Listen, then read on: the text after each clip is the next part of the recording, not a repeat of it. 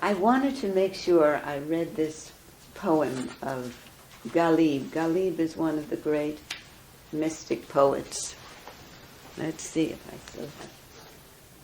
Because he is so unique in his approach to life and to the seriousness of life, and at the same time his own failings, his own weaknesses in being able to deal with life, but he never loses his sense of humor.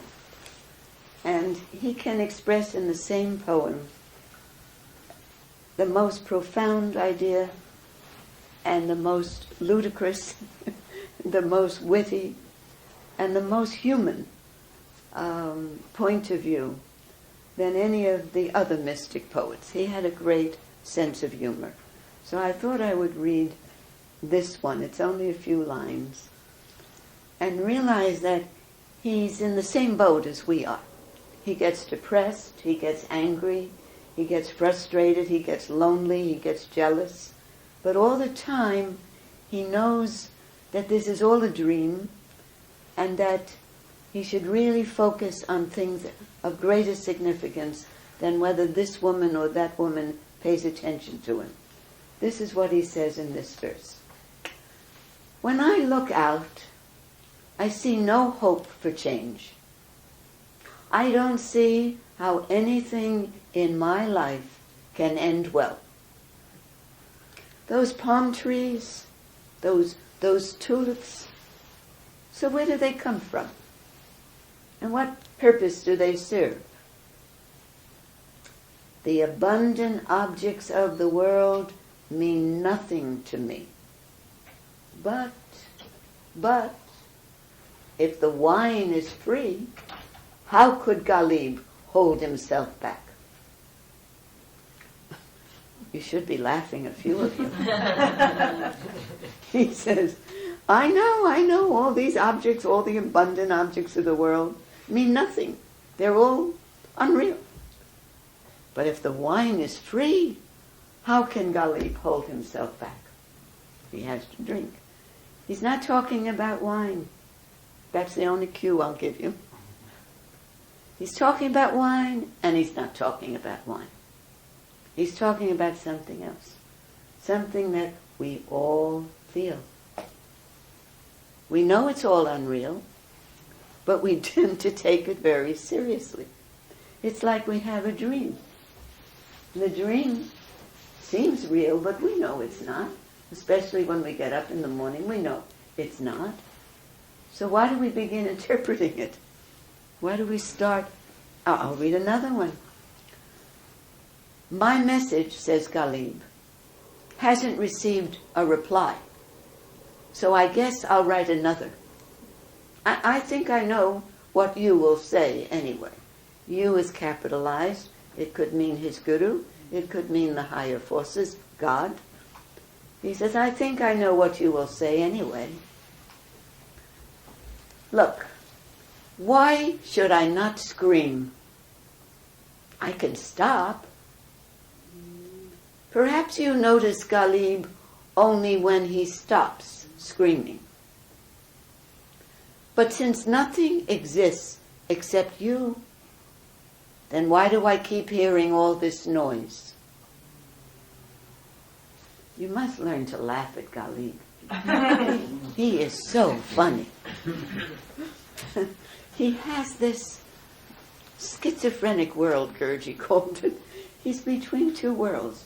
He knows, and at the same time, he's forced to take part in this illusion, as we are.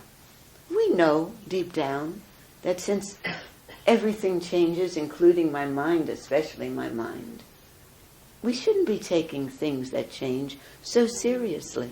He says, look, I'm always hearing that only God exists, only pure existence exists. Then what is all this noise I'm hearing if only you exist? And although I know this abundance should mean nothing to me, meaning materialism should mean nothing, but wine is so delicious. This is a nothing I don't want to ignore. The wine. So, what deeper meaning do you get if you don't think of this as wine that you drink? I'll read the other one. Wine destroys the world. Blame the mouth of the pitcher for that. You're getting it, right?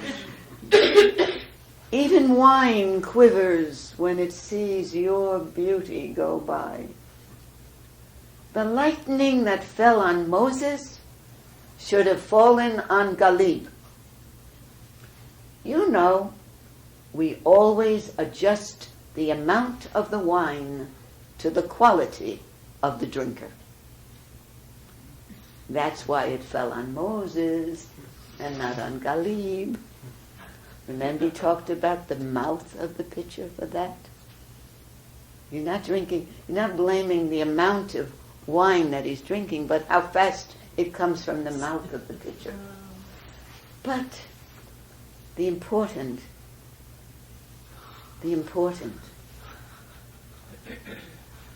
meaning of everything Galib writes. He writes that he knows this is all an illusion. He knows that everything that changes and passes has to be unreal. That reality is only that which remains the same, changeless. But he's caught with the beauty of the world. He's caught with the taste, not of the wine, but of his own passion. People think, for some reason, that when you get involved with yoga, your passion goes away. Your enthusiasm goes away. Your compassion goes away. Your ability to love goes away. They think of yoga as a dry experience that leaves you without any enjoyment of your senses. It's just wrong. It's just the opposite. You look at Mabad, you look at Karan, you look at Bharati. You don't see passionless people. You don't see humorless people. The teachers have spent all their lives, practically, with these teachings. And they become more fun, more loving, more interesting, more charismatic, more magnetic. Because with the expectations, with the needs, with the confusion that we really are missing something as obstacles, we can't see what's all around us. Tonight's topic, the main topic, is the difference between having knowledge and knowing. There's a difference between knowledge and knowing. Once there is even a glimmer of understanding that we already have everything because we are everything, automatically you don't spend as much time. You still spend time, but you don't spend as much time worrying or fearful that you're going to miss something in life. We'll only miss it if we're sleeping. If we're awake, we'll enjoy everything even more. You can tell the way I'm talking, I did not plan to say any of this, but it's coming from Galib. That's why it's so marvelous to tune ourselves in to any of the enlightened ones. Because they spark within each one of us our own knowledge, our own understanding, our own direct contact with these truths. We just forgot. Different things were standing in the way, like clouds in the way of the sun. The sun's there, but if clouds come, memories come, expectations, desires come, they block the great light of the sun and the energy of the sun. That's another thing. Even with Gurdjieff's stroke, his massive stroke, we were expecting that, along with certain memory that had to disappear because of the cells being destroyed, we thought definitely there would be a diminishing of his power. Not at all. Because he was so intent in using language minimally but with the greatest meaning and the greatest energy behind them. His power, his energy seemed to be more focused after his stroke. If he would say something, before he would say, "You must understand you are not the body and mind." But later, when he wanted to make every word penetrate, we would hear, "You are not the body and mind." How many understand? Raise your hand. Automatically a hand would go up, because he was not speaking words for us to hear words. He was using words almost like bullets to go into you, to pierce all the coverings of resistance that we had built up during our lifetimes. So I think I wanted to warm myself up with Ghalib's wine. The wine is everything of the world, all the intoxication of the beauty of the world, of the unexpected sunsets and sunrise. There are times, although we've seen so many, we still go back when there's a spectacular sunset or sunrise. Nature never seems to run out of ideas to stun us. But you see it better when you're not worried. You see it better when you're not depressed, when you're not lonely. You see life in all its beauty, and we're not afraid of it when we understand that we are in total control of our suffering. The suffering or enjoyment is up to us. When we really understand that, everything changes. That's the transformation that Gurji was after us to undergo. I'm going to read next, and unless you have a question that you'd like to raise or some comment of your own. Anybody? No? Then I'll read a few paragraphs from an essay of Gurji's called "The Principle of I Am." I only read a few paragraphs because people have told me Gurji's writing and his teachings are so profound that after a while they can't take anything more in. That one line or two lines or three lines stop the mind, arrest the thinking and analysis with their sheer truth. And Gurji had a rather miraculous way of touching through his words where our heart knot was. He seemed to know universally why we're missing our own light, our own enlightenment. Enlightenment means for us to be full of the light that we are. Not the light we have.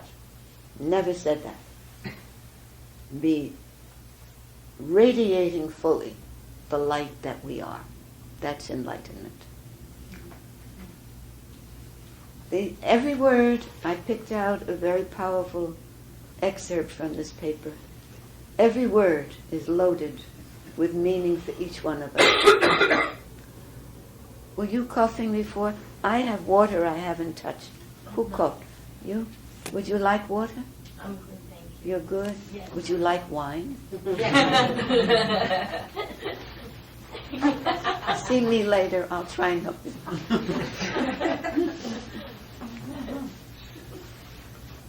Thought is bondage, and thought is freedom. Thought is bondage, and thought is freedom. When one thinks, I am the body, then by this thought, one is in the state of what? Bondage. Bondage, right. And when one experiences, I am not the body, I am not the mind, I am not senses, ego, or superego, but I am eternal and immortal spirit, then by this thought one becomes free. Therefore, the best method, he's talking about the best method to realize you are free, is to surrender the mind in the form of the I thought. Surrender that thought to supreme consciousness, to self, to God, keeping quiet, keeping still, not forgetting that it is God or self or consciousness that is shining in me all the time as I. Guruji would say, it's the thought, I am so-and-so, I am Miss, I am Mr., I'm tall, I'm thin, I'm happy, I'm sad. That thought, I, is our obstacle. But remembering the I thought in its real form, in its witnessing form, the I witness, changeless and motionless, remembering that I am pure spirit. What's the other word he said? Pure spirit, immortal spirit, pure and immortal spirit. Keeping still, not forgetting that it is God itself. By God is not a God separate from us, but the inner godliness. God is not separate. God we feel as conscience. God we feel as a guiding light. God we feel as even guilt consciousness sometimes. But it's a feeling deep inside that we're not alone. We're not alone, neither during the ups nor the downs. If we can do that, holding on to that I thought, and surrender even that to that inner teacher, that inner light, that's the best method.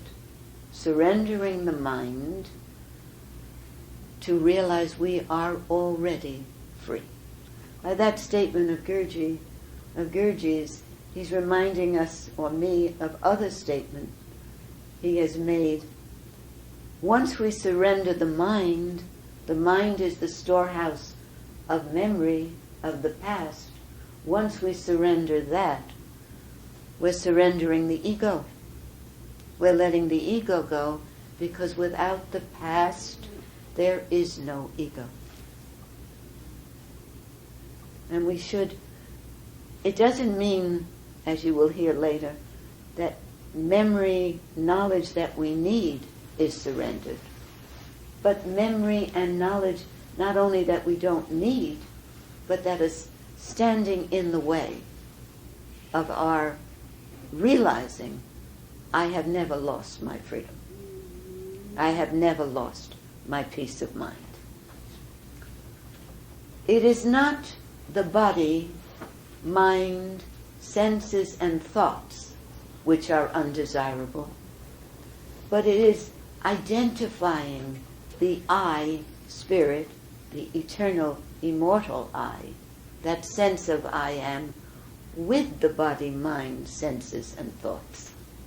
That is undesirable. And that is the cause of bondage. I'll just say, if you're feeling depressed one day, that would never happen, right? I don't know where I get these ideas. Supposing you wake up tomorrow after a lovely weekend or lovely day, and you're depressed, and you don't know why.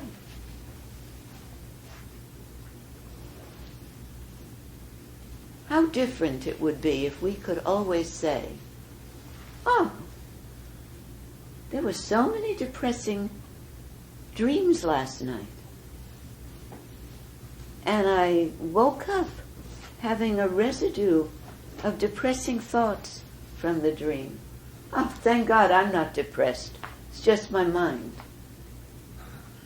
What a much better day you'd have. I remember, I don't know if it was Guruji or Rajneesh or Nisargadatta, who said, pain is inevitable, suffering is optional. Can we wake up every morning and say, okay, the same two choices. Am I going to be happy today? Or will I be unhappy today? And you choose. It's a completely different way of living your life. We can choose. Nothing can bother us. I often say when we postpone depressing thoughts or stressful thoughts, I call it the Scarlett O'Hara syndrome.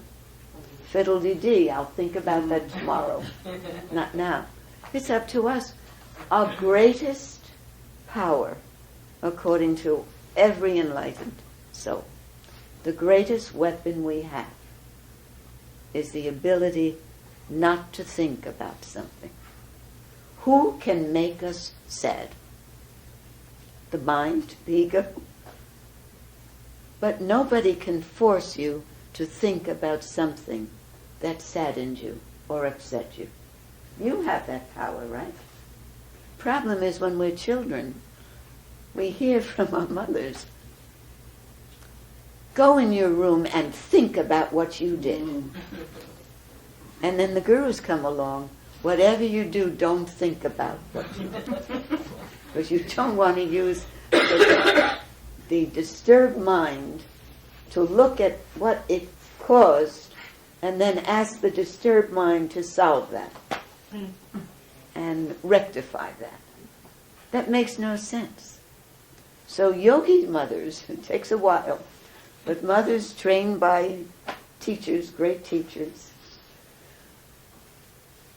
begin to say, look, you were very fresh to your father, very fresh to me, but we know you must have had an upsetting day, so go in your room, watch any television you want. If you don't feel like eating, you don't have to eat. You don't feel like picking up your clothes from this morning, you don't have to do that. Because, you're feeling this bad. You're feeling not yourself. When you feel more yourself, this is what he trained us to say. When you feel more yourself, come and tell mommy why you're upset. Not now. When you calm down a little. You didn't mean to be fresh, did you? And then he still bangs the door. It's tough in school. It's very hard. Very hard. As you know, you've been reading the papers, the bullying has been going on for lifetimes. Bullying is an act of violence against the sensitive soul. And all our children and all of us had to face some form of bullying in sarcasm, criticism, groups that shut you out, or groups that shut others out and you felt it because you could feel their pain. We come from lifetimes of sitting with these great masters. All of us have sat with great gurus. Same guru in different forms. And we have learned the meaning of the word compassion. So even if we're the popular ones, it's very difficult to watch the bullying that goes on of children who are obvious misfits, but doesn't mean that they don't have their great value in a group. I'm hearing so much about the tragedy of bullying, the results of it, that it's very much on my mind. I was a teacher for a number of years, and I was witness to it. Joan, Yes. I would propose that the bullying isn't just in child. I propose that it's still rampant among adults. Don't propose it, state it as a fact. Absolutely. It's not only rampant among adults, but it's causing even greater harm. Because as children, we could run to adults, teachers, mothers, complaining. There's no one we can run to when someone is sarcastic and cruel and brutal and betrays us, betrays our trust. Thank you for saying that. You needn't propose. I accept.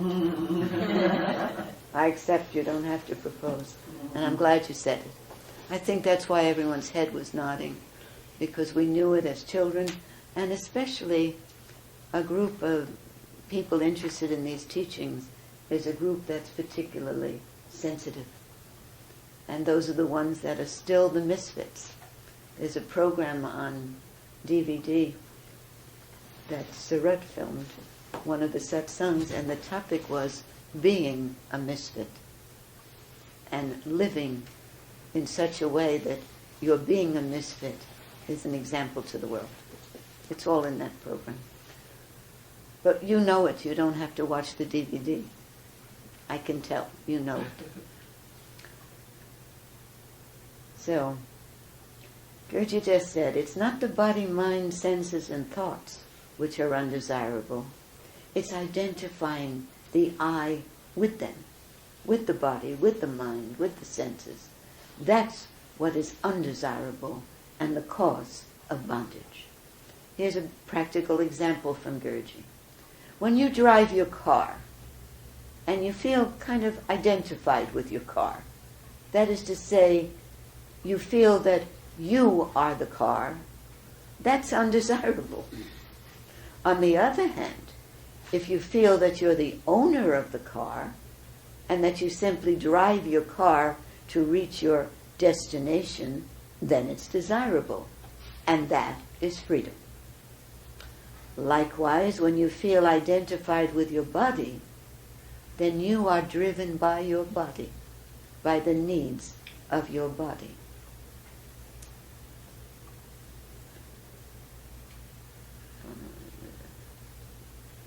You are identified with your body, then you are driven by the body. And in such a condition, that real I is in bondage, which is undesirable.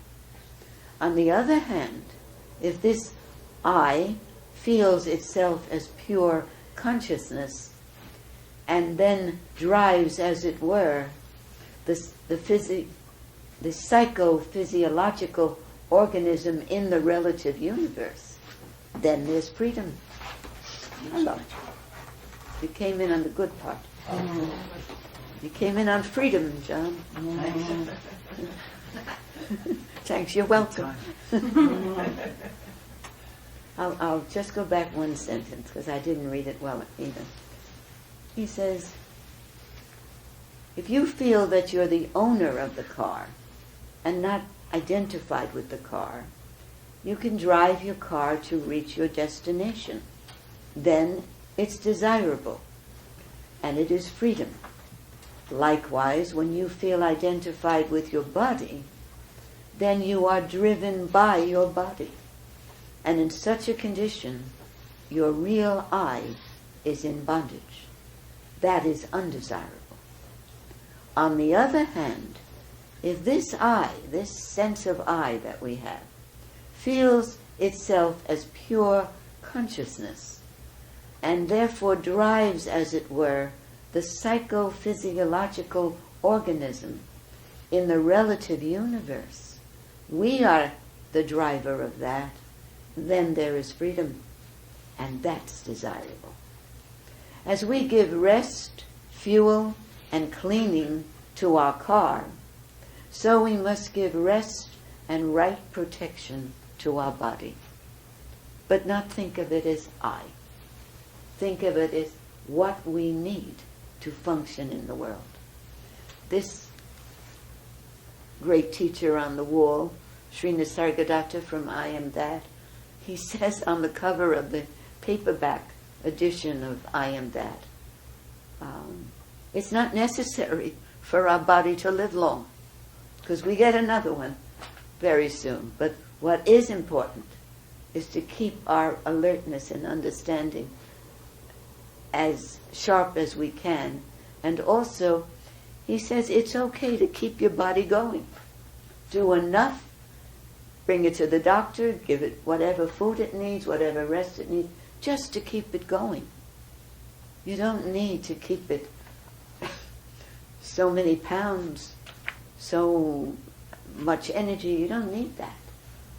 You need to keep it well enough to help you function. But the minute you identify with your body, worry starts. Gurji warned you, don't wait until you're 50 to worry about your body. It's getting old after 30. You may as well start sooner if you're going to worry. But he said, we can't help it. Up to the age of 30, the body takes care of itself, ordinarily, if we're healthy. But if we spend too much time, he said, identified with the body, identified with the mind, worrying that you're worrying so much. I have people ask questions in the afternoon. Why do I worry so much? I know it doesn't help. Why do I complain so much? It doesn't help. And I said, why do you? I don't know what it is. It's our habit. We have the habit of worrying, right? Mm-hmm. We have the habit of identifying with this, which keeps changing all the time. Which body do you want to identify with? What would you prefer to identify with? The 17-year-old body or the 80-year-old body? Which one would you like? You laughed. What would you like to identify with? Ideally speaking, the 17. Ideally speaking, the 17. Then why didn't you cry when you turned 19? Why didn't you cry? That's the best body. But we cry when we lose the decrepit body. How come we cry when this is 85? It's not. Don't think that. You're going too far. But when this turns 75, 80, 85, we cry, we worry, because we think what? Very simple. We're going to die. Not we're going to die. We think this is the last body we'll have. And that's what I am. It's not, it's a banana peel. That's all. It really is. The fruit, the soul, the spirit, that can't perish. Where's it going to go? We're not sure where it goes, but we know it's not buried and it's not burnt when the body is burnt. It can't be. How is it we go into sleep? The body goes into deep sleep. No dreams part of the night. The mind is not present. The mind with its memories, gone. And yet we wake up every day with those memories.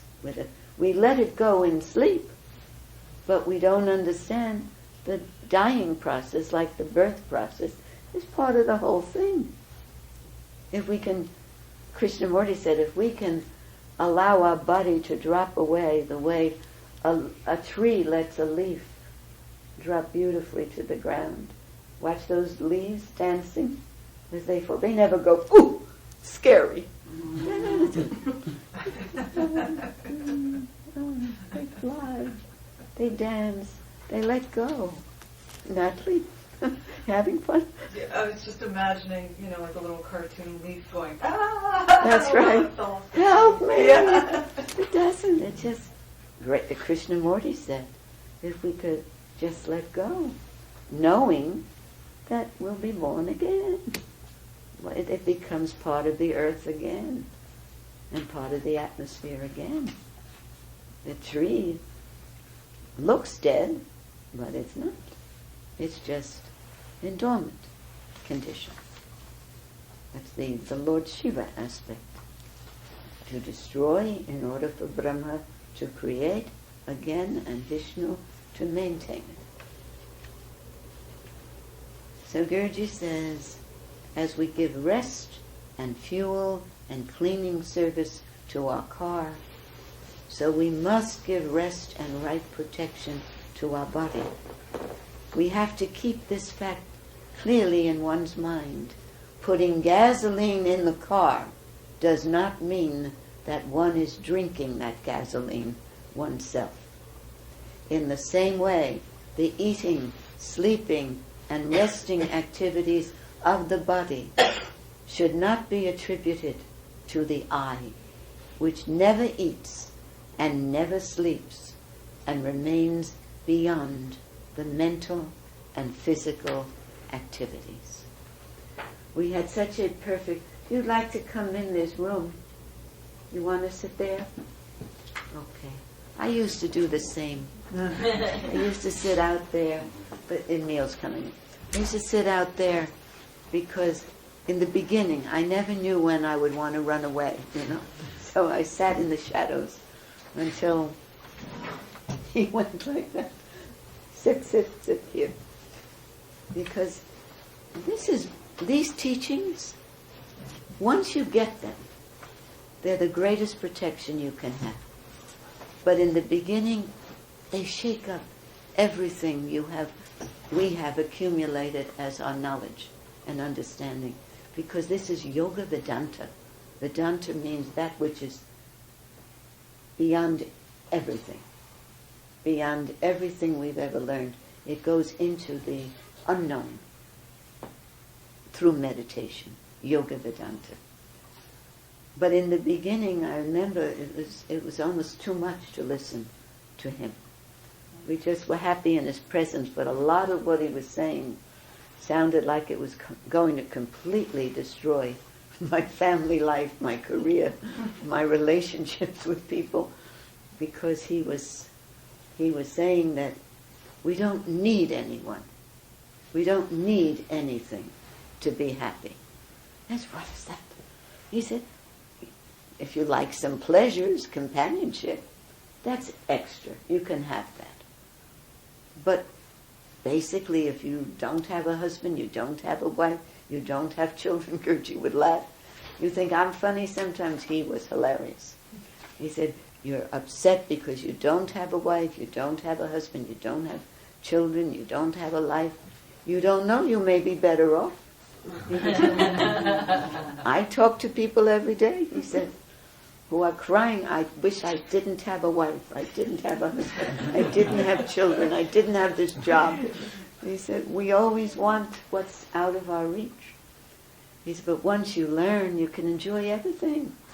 More, better. Because you don't need desperately those outer things to be happy. Once you've tasted that, have had your own direct experience, you realize that these gurus who bother with us, who bother to take incarnation, they don't have to. They come back. They say they can choose to come back.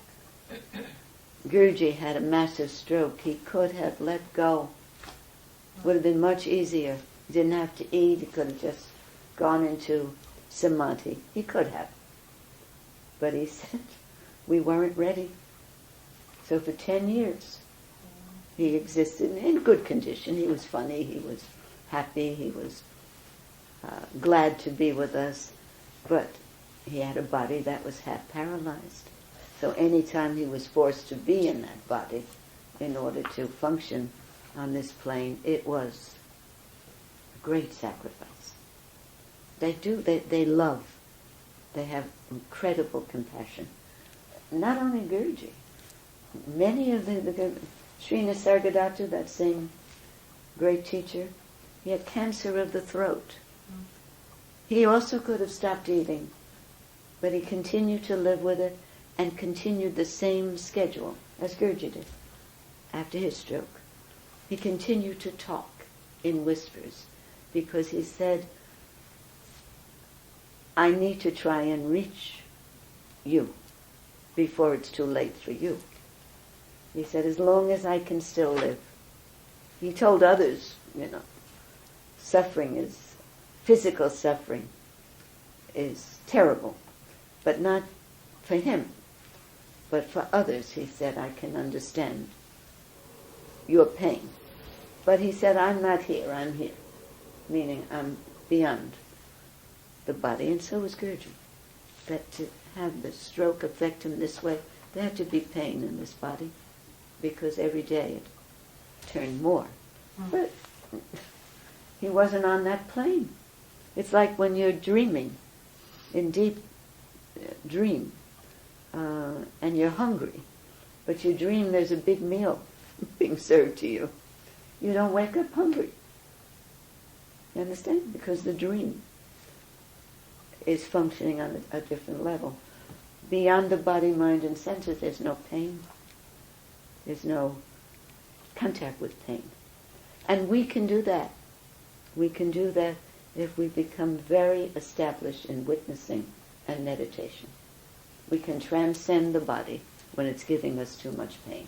We can transcend the mind and the senses when they're failing us. We can do that if we're willing to at least experiment with witnessing and meditation until it becomes a knack for you, until you can always step outside of your body to be in your true form.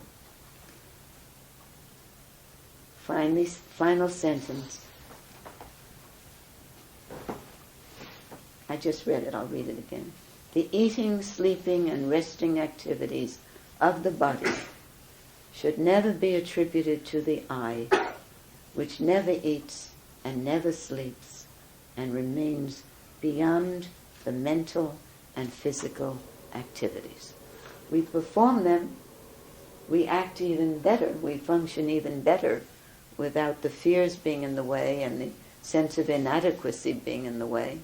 We perform better, perfectly, if we remain in that witnessing state. Doesn't mean you just sit like this. You function. You do everything you're doing now, but not identifying with the activities. So, there's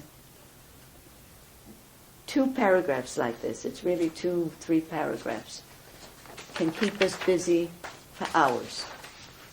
But I like to do what Gurdjieff did. He would read from different masters, different teachings on the same point. They seem to be different topics. It's always the same. But some, like Ghalib, say it through these wonderful imagery, and others, like the next master, say it in ways that reach us directly. Does anyone have a question, though, before I go on to the next reading? Tonight's one of the nights we don't have a cultural event. I thought Krishna would be here to lead kirtan, but she had to be somewhere else. So we'll see who manifests for some music at the end. Does anyone have a question?